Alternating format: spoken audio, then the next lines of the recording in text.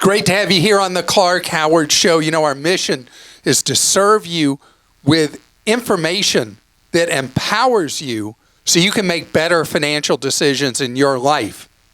I want you to know I love answering your questions on this podcast, but there's no way we can get to the many, many, many thousands of questions that are posted for me.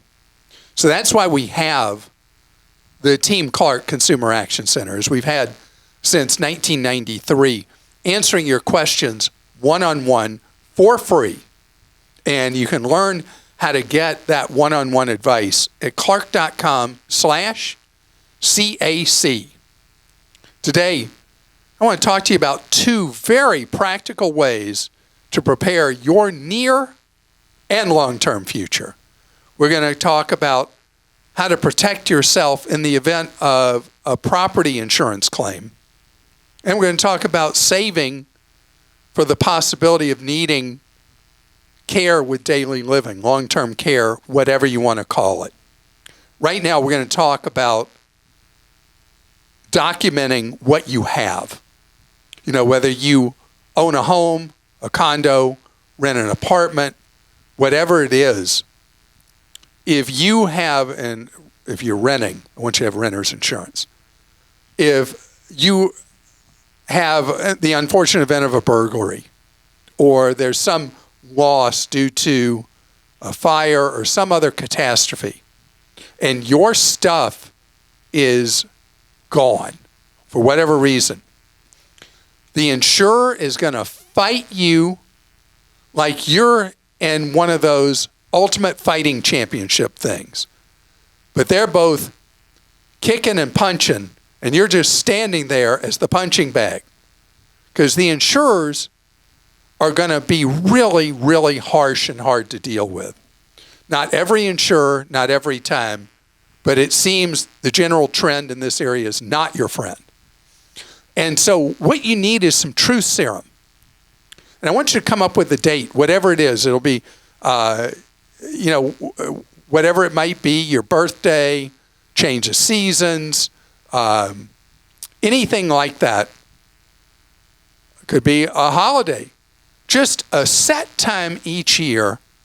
And my wife does this every year, where she goes around and does a walk and talk. And she'll be walking around and she'll say, hey, you know, we bought that. Do you remember what you paid for that? And then I go, $382. I mean, I just have this memory for numbers. And so we go through room by room, and we take, on the phone, we just shoot this video, and then we have it stored in the cloud. And in the event something happens, because you get a lot of things over the course of your years, some things new, some things are older, but you're never going to remember all of them, especially with the emotional upset you'll have about whatever catastrophe is struck, that your stuff is gone. So this is so easy and simple. The more detail you have as you do it, the better it's going to be. My wife is an incredible video camera person. I mean, just incredible. And so the videos look fantastic. Like they could go straight in a TV commercial. She's so good at it. And so this is so simple, one time each year. But come up with a set time so time doesn't slip away. And let's hope that nothing ever happens in your life that harms your possessions, they got stolen, whatever. But if it does happen, you've been paying for insurance, you might as well get the money you're entitled to. One other annex to this. If with your insurance you can buy replacement value coverage, buy that. Because the other game insurers play is they depreciate out your stuff so much. And they'll say, yeah, you may have paid $383 for that last year, but now this year we think it's worth 12 cents. I mean, it's a terrible problem. And that's why if your insurer does offer you replacement value option, you want that. Christa? Okay. I mean, We have a lot of podcast listeners who don't know the tragedy that befell you in 2009. I wouldn't call it a tragedy, but yes, our house It was a flooded. tragedy. Her house was destroyed in a what was called a 1,000-year flood. Yeah. An area that occasionally would have very light flooding. Her house became a houseboat, along with many of her neighbors, and your possessions were overwhelmingly destroyed. And you had this problem with insurance getting compensation for all your stuff. That was a nightmare, but actually, like, I feel like that was a good thing in my life, even though it was really hard, because it just shows you how little importance those material things are. All I really cared about were the sentimental items in the end, but it worked out fine. So here you just made me seem like such the No. most shallow person ever. No, we did get our money for her things that were lost, but like it just gave me a different perspective on that, which was great. Sure. Caroline in Georgia says, I've read your article about top insurance companies. It makes me wonder, are we paying more by using an insurance agent? I'm confused that our agent has us with a D+ company. So D+, I don't know what list you're looking at and what standard. Your insurer is not considered to be one of the really great level companies. I don't know that they would necessarily go that far down the heap where the next grade is a failing F. But an independent agent can be a very valuable tool. They know the industry very well, and they want long-term loyal customers. And it's different than a captive agent. Allstate and State Farm use what are known as captive agents, where they work for and only write for Allstate and State Farm. You're with an independent agent who can write with many different companies. I think the question should be answered by you not being accusatory towards the agent. Call the agent and say, hey, I was looking up this insurer you put me with. I'm reading online. They've got a really bad rating. Are they really okay? Are you comfortable with me being with them? And the agent may say, let's look at your next renewal, see if there's somebody else you should be with, or put your mind at ease about being with who you're with.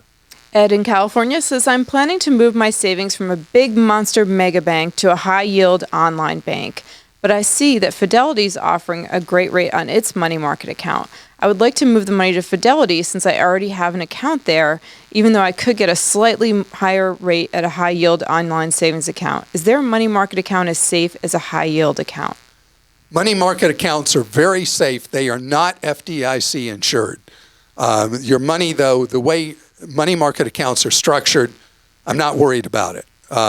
And the chance of doing what they call break the buck is so remote, and there's so much attention by the Federal Reserve and other regulators on this issue, I'm not freaked out about it. On the other hand, I am freaked out about the fact that I think we're nearing a peak on interest rates on savings. And if there's money that you can put aside that is not for potential immediate needs, I'd rather see you put it into CDs of longer duration, as long as it's comfortable for you. You can even ladder CDs, the money that you don't need to have immediate access to, because the rates on CDs are above 5% pretty much across the board from 3 months to 10 years right now. And those are FDIC insured. And you can buy those through Fidelity Investments. Richard in North Carolina says, we have 2 children, both married. As it relates to our estate, my wife and I have always envisioned having them 50-50. However, at this point now, it's likely that one of our children is having kids, our grandchildren, and the other probably will not have any children. Since our one child will not have children, I'm thinking we should allocate more of our estate to future grandchildren, but want to keep things fair between our 2 children. Any suggestions on how to do this, but try to have everyone view it as fair? It's an ongoing conversation with your kids. If your child adult child who you think is not going to have children, this is just sprung on your adult child, and you say, we decided not to give you as much because you're not planning to have kids. It would be more likely better to have a conversation with both kids, probably separately, and just say, we're trying to figure this out. We have been planning to give each of you half the money, just like you said to me. I mean, this is a real thing that, well, you know, they're going to have a lot more mouths to feed. They're going to have kids that are going to need education, all that. And so we were trying to gauge what your plans are with your life to make sure that we take care of you, but also make sure we take care of any grandkids that would come along. I think having it as an ongoing conversation, not say, well, you know, we sat down and we decided now we're going to tell you we're going to give 2/3 to one child and we're going to give you 1/3 because, well, you're not going to have kids. I think you never present something like that as, what is the French, fait accompli? Yeah, nice. Is that right? As a done deal. And so that's why I think it's better for you. You should do, it's your money. You should do with it what you intend. And if it's something you don't feel comfortable talking about with your kids, but it's something you want to do and you just don't feel it'd be great to have that conversation, then write a letter that's opened at the time the will is read and explain in the letter why you allocated like you did. And that will either be acceptable or not acceptable to the child who's getting less. But you have your reasons. And if later it turns out you're wrong and both of them have kids, then, and you're still cooking, you just redo the will and reallocate how you're going to give the funds. And also, you talk to a lawyer who does wills, estates, and trusts. They've dealt with this scenario before and may have much better suggestions, as this is what they do every day, about how to approach it than either of the things I just said. And I want to tell you, coming up ahead, speaking of needs, what about if you need long-term care? What role are your kids going to play? How are you going to pay for it? That's a challenge so many people face. And I wanted to take another stab at talking about it with a broken insurance industry concerning long-term care, how you can approach this as an individual or a couple as you're thinking about later in life. What if I were to tell you that 80% of us who reach age 65, 80% of us who reach that age are later going to need long-term care, nursing home care, assistance in the home, whatever. I mean, as we move past 65, there's a overwhelming probability that you're going to need care. And people in financial planning are all tearing their hair out because they really don't have a good solution, a good answer for this lack of good, viable insurance options to insure against that risk. And in the past, you may have heard me talk about buying products I don't normally recommend, like a whole life insurance policy, where you can then buy a rider that gives you a living benefit that the tax code is friendly to for paying for assisted living, long-term care, nursing home, blah, blah, blah. And that's like in a world with very few good options, that seems to be about all that's left to insure because the insurance industry blew it with specific long-term care insurance and has really harmed so many people by failing to properly set the premiums and then putting people into what's known as the death spiral, where people have to forego their coverage because they can't afford the premium increases because long-term care insurance premiums are not guaranteed. And they can go up, up, and away. So it was interesting to read a Barron's story about this. And what's happening in the long-term care industry and in financial planning is you got 3% of people, 3%, who have insurance for help with daily activities, long-term care, whatever.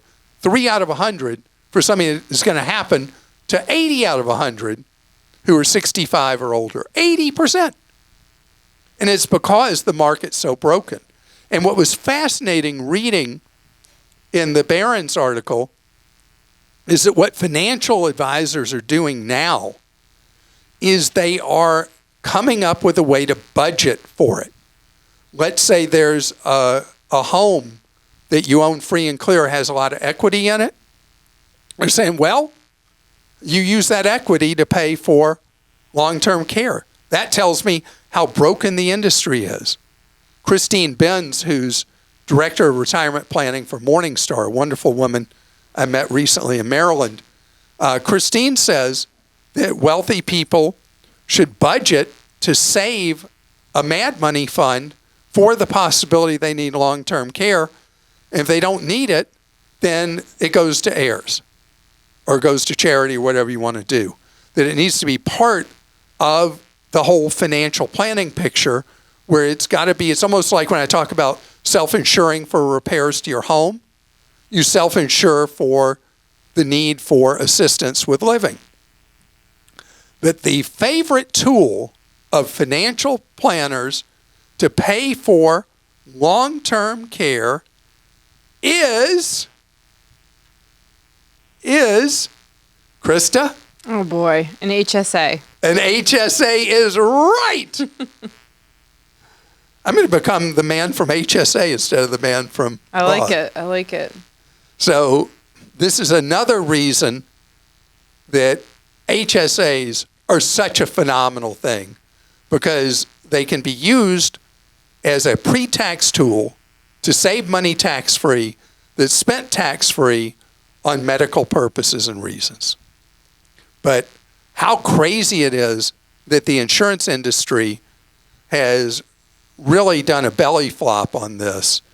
And insurance usually is able to come up with products that work for holes and needs in the marketplace. When you tell me 3% of people have insurance for something that 80% of people are going to need, wow, that's a broken market. All right, we'll go to questions now. This is from Joel in Washington. My bride and I have 4 rental homes and 3 children, ages 13, 13, and 10. We will likely sell a rental to help fund college for the children.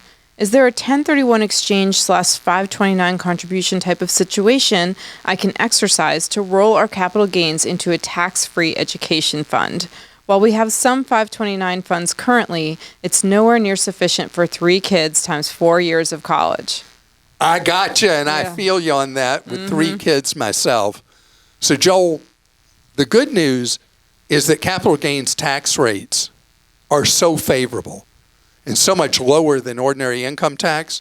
There is no 1031 kind of exchange that you can do to shelter the capital gains. Better just pay those capital gains at the favorable capital gains rate when the time comes to sell the home, the investment property, and use it towards college expenses.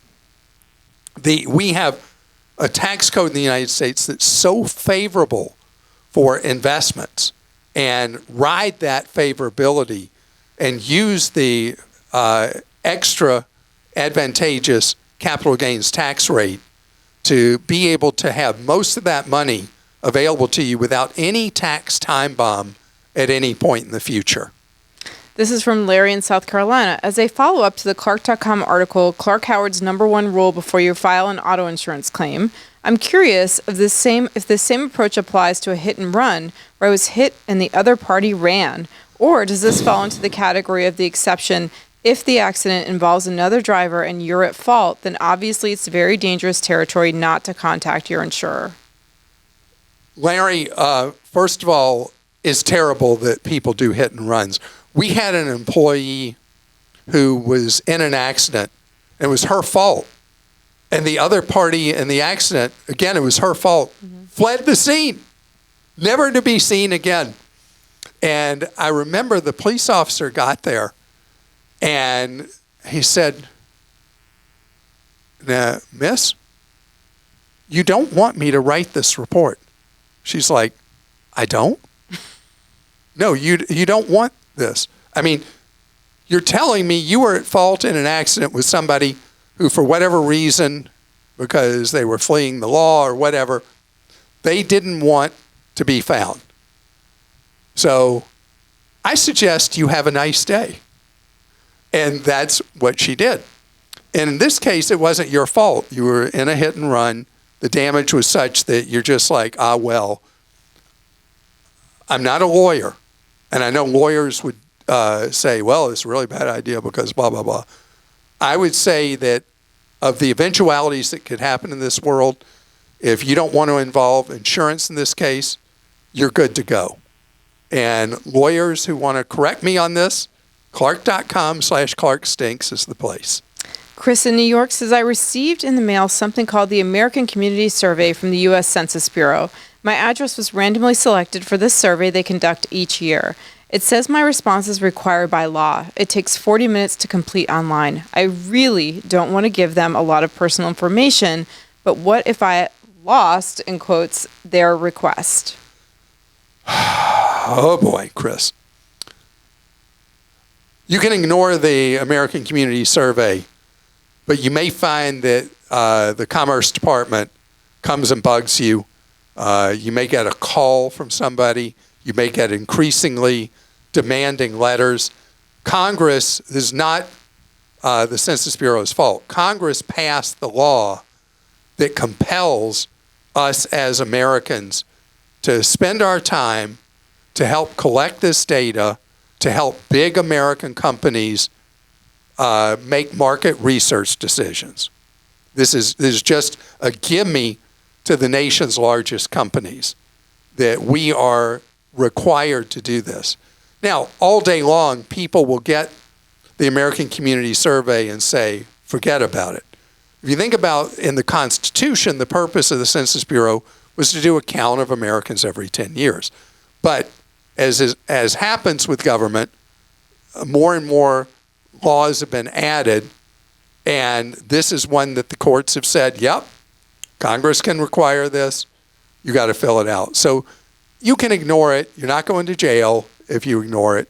And at some point, you may feel like you got to fill out as little of it as you can so they'll go away and leave you alone. Because at some point, they will keep bothering you, potentially, to fill out the community survey. And it's time for today's Clarkie of the Day. Who's this one from? Jesse. Hey, Clark. Jesse from Vermont. One of the things I heard you say on your podcast that really rang true to me was saving for retirement has to hurt just a little bit. And when I heard that, I started increasing my 401k contributions. And before you know it, after a few years, I'm maxing it out. And I wanted to say thank you and really appreciate everything you do for people and let everybody know it is possible. And just to save for your retirement and your future self will thank you. That is exactly right, because what you're doing is you're creating choices for yourself. You're creating opportunities to live the life you want, how you want. It's not necessarily about not working. It's about having the freedom to do what you want. And so I'm so glad you're on that path. It's hard. A tiny, tiny percent of people max out their 401k. A lot of people aren't able to get there because of the expenses they have in their lives. You were able to do it. Hurts a little, means a little more deferred gratification, and great for you. And remember, tomorrow, big stuff happening. Well, it's December 1st. But you know what else it is? It's Friday. So tomorrow, we got Clark Stinks coming your way. As for now, remember what we're about, that you learn ways to save more, spend less, and avoid getting ripped off. And remember, if you'd like to be part of our Clarkies, call in 404-981-2071. And the question for you, Christa, I don't know if people can see that on the YouTube show. When am I ever going to memorize that number and not have to have you use a flashcard for me? Have I told you how much we pay for that number? No, you haven't. I'm afraid to ask. Okay.